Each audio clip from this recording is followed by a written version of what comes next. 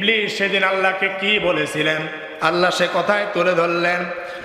ইবলিস সেদিন বললেন, ক্বালা আনা খায়রুম মিনহু খলাকতানি মিন নারিন ওয়া খলাকতাহু মিন তিন।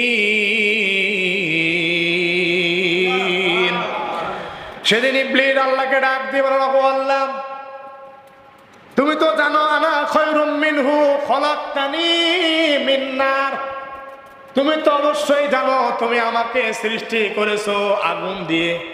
কি দিয়ে? ফেরেশতারা আগুনের তৈরি। ওই কথাই বলতেছেন, আল্লাহ তুমি তো জানো আমাকে তুমি আগুন দিয়ে তৈরি করেছো। ওয়া খলাকতাহু মিন তিন, আর আদম আলাইহিস সালামকে তুমি সৃষ্টি করেছো মাটি দিয়ে। ও আল্লাহ, মাটির ক্ষমতা কম, আগুনের ক্ষমতা বেশি। কথা বুঝেন আমার? আগুনের ক্ষমতা বেশি, ক্ষমতায় থাকে যে তার ক্ষমতা বেশি, তার গিয়ার বেশি।